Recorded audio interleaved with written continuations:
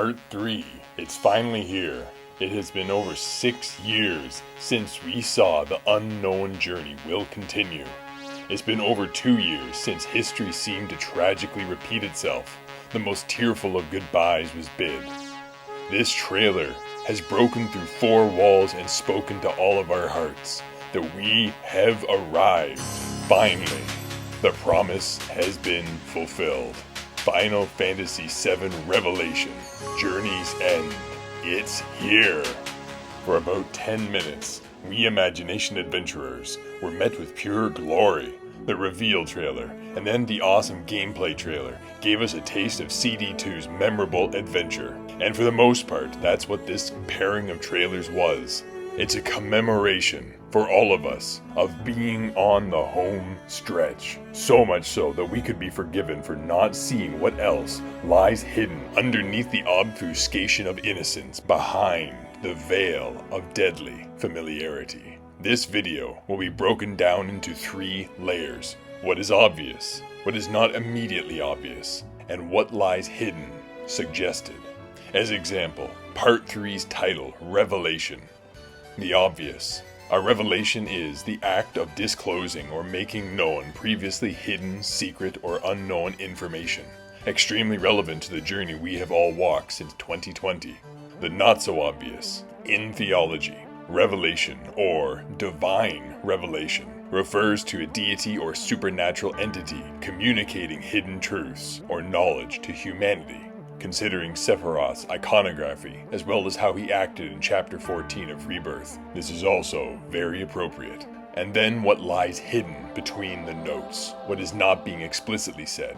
When the word revelation is capitalized, revelation can specifically refer to the Book of Revelation, also called the Apocalypse, the final book of the New Testament, which contains accounts of the end of the world, which this exact messianic figure has said that there are 7 seconds until. Considering that the opening images of the reveal trailer and the cover art poster both gift us with the Anointed One ascending to the heavens, bringing light to the benighted masses beneath him. Divine light, the dispelling of individual and collective darkness, the visual often used for removal of ignorance and bringing of a greater truth. We know from official announcement that the Buddhist Yogacara and Jung's collective unconsciousness both play heavily into the makeup of the background fabric of Gaia. In the Yogacara, the metaphor of light dispelling darkness is primarily used to imply removing illusion, which is the fundamental mechanism of ignorance, avidya, which also includes all of 3D spacetime existence. In the Yogacara, everything is dream. Duality and 3D spacetime are an illusion, and it is no coincidence that in Carl Jung's view, a messiah is someone who has to transcend duality, 3D spacetime, to be able to fix the system. And this messianic figure's revelation is born upon a wing of pure Jungian shadow that encapsulates everyone. All heroes, it seems, are connected in the same shadow. That which contains duality, both light and dark, as Jung would call it.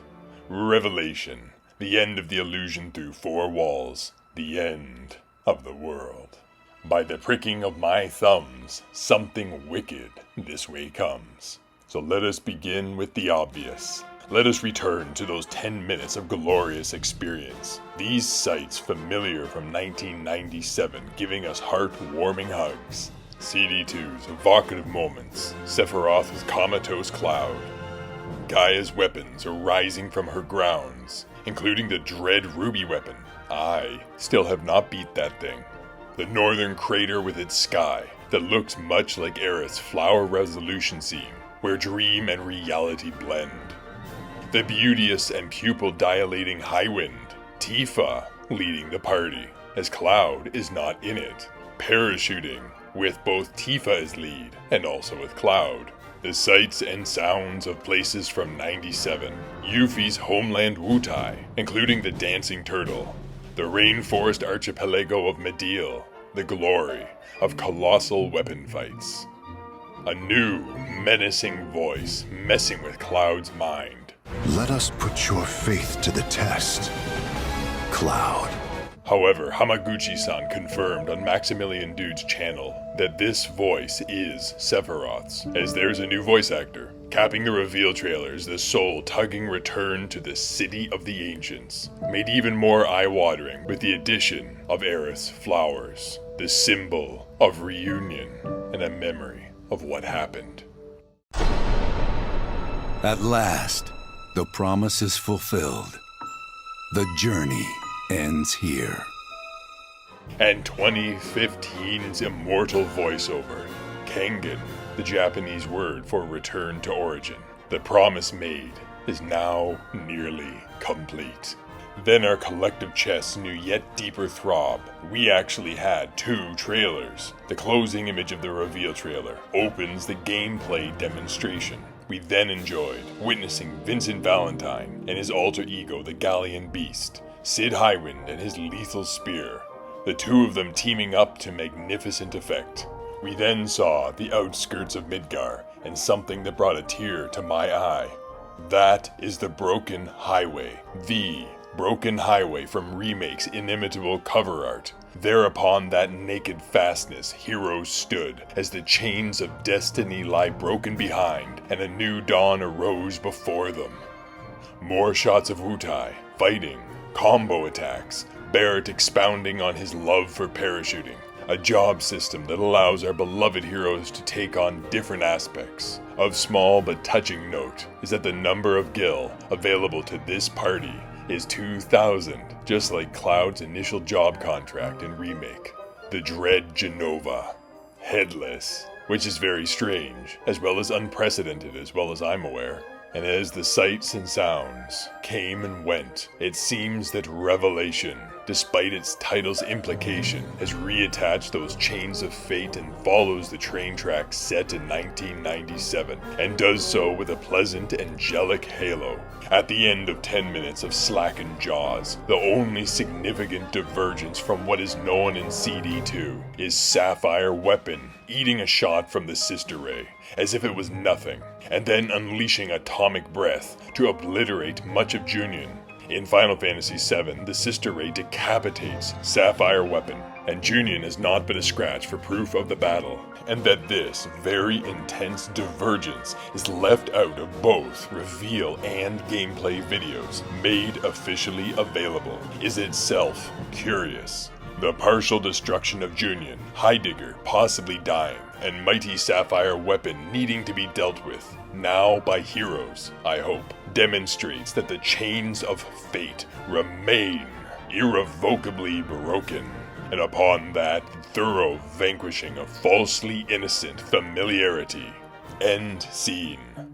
Next, the not-so-obvious. Let's go back to the pre-Rebirth era. Mystery was center stage. You could not get away from it. 2022, the Rebirth reveal trailer. Angeal is still around. Zack lives. There seem to be 2 clouds in separate locations. Zack, who lives in one of those clouds, approaches Midgar with a fallen Sector 6. And consider the SGF 2023 video. The heroes of Remake are dead or comatose, and Midgar is ruined by a firestorm reminiscent of Final Fantasy VII's concluding moments. Remember the release date trailer. There seems to be a rift in the sky. Zack Fair is interacting with known heroes, throwing into question what kind of existence that he is in. Remember the theme song trailer. Is Jesse Raspberry alive? While Aerith's impending murder is suggested as unavoidable, rendering the unknown journey continues as void. And these notes are just scratching much of the mental and emotional mysteries, begging us to look at the very nature of existence, and if destiny can actually be changed. That was the pre-Rebirth era. Yet now, in 2026, these glorious 10 minutes, not one mention of Zack's fate is made, nor Aerith's, despite their notable disclusion. In the cover art, Zack and Aerith are emblazoned as the 2 largest faces on the poster, and both are depicted in the act of their final prayers before their respective murders. This is at stark odds with the trailers. Further, on this cover art image, we know that Jung's collective unconsciousness plays a major role in the background fabric of Gaia. Sephiroth's wing is now made of shadow. In Jung's view, this is the aspect of ourselves that we either face or are consumed by. This is the difference between Neo and Anakin, both of whom are Jungian mythic archetypes of the Messiah. The same Jungian mythic archetype Cloud seems to be positioned as I will get into in a moment. And the devs said that the heroes will need to face their convictions in Part 3. By the time of the final battle, facing convictions is similar vernacular to facing one's inner self, one's shadow, in a journey that requires intense resolve, according to the devs, and constant choices. How hard and heartbreaking some of those choices are has not yet been touched upon, as Ever Crisis is opening the doorway for Sephiroth's redemption, or the deadliness of a Machiavellian partial redemption. Then this self-anointed one, this bringer of light, now with a long precedent of being forced to make hard choices. That was the capstone of The First Soldier, Episode 1 and Episode 2. This tortured being is connected in the same individual and cosmic shadow as all of the heroes. Returning to the trailers, the very first image of the very first trailer is creation. All of it, beyond cosmic. That is the first impression of the pre-Revelation era. Consider the Rebirth reveal, or the 2023 SGF reveal. Both are very grounded in mortal events. Further, this grand opening is a voiceover, grandiose and impersonal, much different than the sound bites from any of the pre-Rebirth era trailers. Even the remake story synopsis was voiced by Red 13. And this beautiful disembodied voice talks about time from a perspective beyond it, as the voice references events yet to come, as though they have already come to pass. And this creation that is seen in the distance is then panned down from to behold a celestial mass, Gaia. This Gaia is outside creation. And where that red glow plumes, a structure can be seen that is not natural. It looks like Midgar. Could it be that the stamp worlds are outside creation?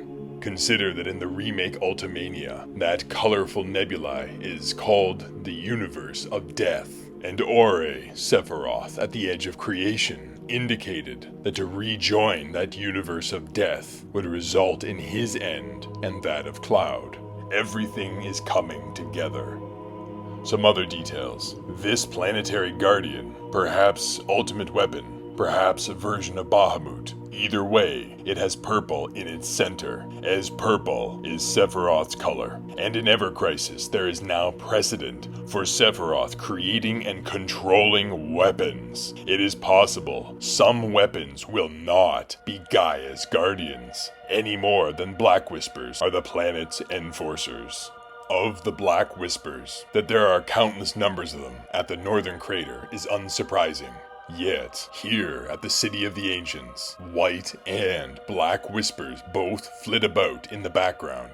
Of note, these darker whispers could actually be the original gray variants from Remake, as the glowing eye point is not visible in any of them, whereas that eye point is obvious in any black or white whisper. If at the City of the Ancients, the gray whispers are back, or black and white whispers fly about peacefully. Either way, this is portentous of something significant.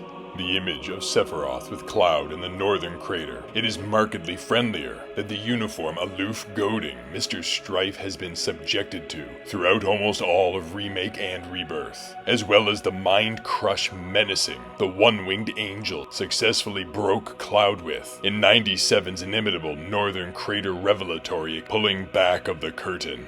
Here, the self-anointed one is acting seemingly humble, conciliatory, as if winning an ally instead of a pawn. Consider this note in combination with Sephiroth's statement to Cloud in the Japanese version of this trailer. Sephiroth says, "The future depends on you, Cloud." This is very similar to what Ore Sephiroth at the Edge of Creation says to Cloud in the Japanese version of Remake. The words therein were, "The future is in your hands, Cloud." This idea lines up with tear-drenching effect with that titular image of the Anointed One not ascending alone, but with Cloud. Why does the future depend on someone who has the burden of the universe of creation on his shoulders? And then the third layer, what is hidden in the space between the notes that makes the music? Sephiroth being so prominently presented as a messianic figure, a bringer of light to dispel the darkness, someone who will transcend the system to change it, one who needs Cloud for whatever reasons, hints at something I will be exploring more in the final deep dive, because it gets quite sad. According to Jung, the Messiah always dies, whether they're consumed by shadow, as Anakin and Sephiroth appear to be, or they're able to overcome it, like Neo. The journey of the Messiah is one of overcoming darkness, not just their own, but cosmic. It is not a story of survival. Final Fantasy VII has always been a journey of death, loss, and acceptance. You cannot save the Messiah. More on that in the deep dive. Now, let us look upon one chilling image. Sephiroth is holding Holy with that comfortable smugness about his visage. This image does appear like a vision due to the slight hallucinatory effect, and bereft of the sepia tinge. This vision is not necessarily absolute in this timeline as truth. Nevertheless, Sephiroth is carrying Holy, the checkmate of his plans long ago. The white orb the innocent flower seller got Cloud to carry across dimensions, eliciting notable anger from the one-winged angel in Rebirth. This image thrown so subtly in 10 minutes of glorious euphoria, like Sapphire Weapon surviving, is revelation. It is brutal potential with heart-burning implication. This Holy is not activated, as the end of Rebirth heavily suggested with its pure white Holy bouncing tragically away. Whereas, in Final Fantasy VII, Holy glows green when activated, as told to us in the waterfall cinema sequence, as shown to us in the saddest of moments that defined the 90s. Holy did bounce tragically away from the murdered heiress, Green.